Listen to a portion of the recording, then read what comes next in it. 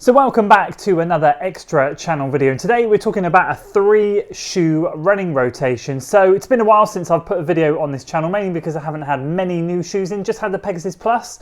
So there'll be a video probably coming in the next couple of weeks about that, and the Brooks Hyperion 2 I'm collecting next week, so that will be coming up soon as well. But I've just finished recording on the main channel a video about my autumn marathon training shoe rotation.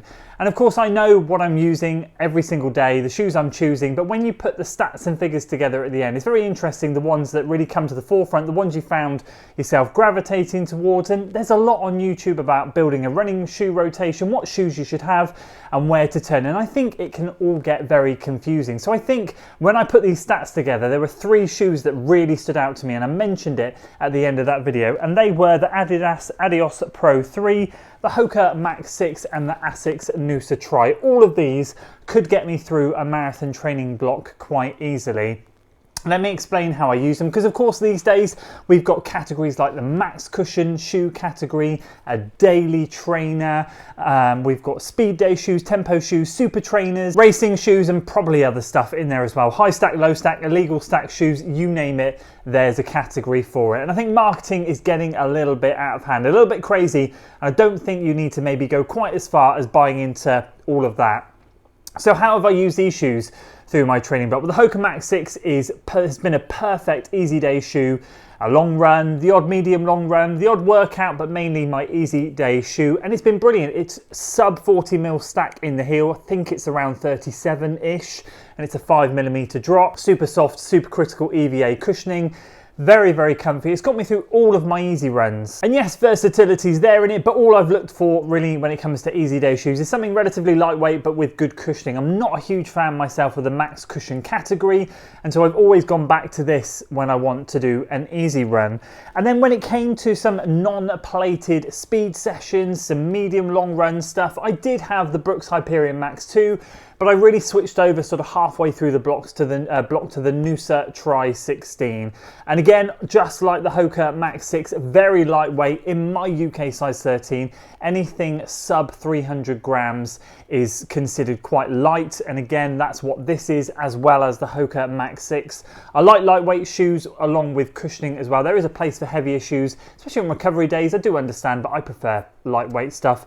Nice and aggressive, set up more for speed. Yes, I can do easy runs in it, but I found myself using this for the medium long runs, some workouts that I didn't want to be using the Adios Pro 3 in. And yeah, it's just been absolutely fantastic. What is the similarity between these two shoes? Well, they're both very similar. They're both very lightweight, lovely soft cushioning, just a different drop between the two in terms of the heel to toe drop, and this one mainly is more aggressive, so I can use this one for speed work. As you see here, the toe off there is much more aggressive than this one here. It starts a little bit further back too, so you feel like you're on your toes. And then basically I dug this thing out, I raced in it once. I wasn't a huge fan of it. It didn't fit quite right, so around 100 miles I kind of shelved it. I cut a hole in the end when I got back into it because the sizing wasn't quite right, and 367 miles later, it's now on 467 in total. It's been an absolute shining star of the block, and I've used this for my long runs. I've used it for my session, for a lot of my sessions, and it's covered everything else, all of the longer miles. Because it wasn't a shoe that I ever fancied racing in, I just kind of looked at it and I thought, well, I've spent all this money on the Adios Pro 3. It's a bit of a waste. Let's see if we can use it. And honestly, now this is considered for me one of the best shoes in my rotation that I have ever had. I have snapped the carbon rods in there on both shoes, but at nearly 500 miles, I just can't complain. And the cushioning, honestly, is fantastic. And between these 3 shoes, I should say, they have been brilliant. And the only other 2 shoes I had, as I said, were the Brooks Hyperion Max 2 and the Nike Next Percent version 2. Those are the top 5 shoes in my rotation. Everything else either were shoes that I used once during the block, either for testing or just kind of bought it in and then took it straight back out again. The Next Percent 2 is just a practice for race day, and the Brooks Hyperion Max was fantastic, but ended up being superseded by the Noosa Tri. So really, in essence, in terms of when it comes to a 3 running shoe rotation, as long as you've got something nice and soft and cushioned for your easy easy days, and then you've got something for your speed days that isn't plated, because I tend to avoid plated shoes in training, and then something nice and cushioned but lightweight and fast for some of those longer runs, especially if you're doing long run workouts. This does have the carbon fiber rods, but they do run along the metatarsals of your foot, so they're not rigid like a carbon plate. They do flex and they do feel really good. You can actually see the grooves in the outsole there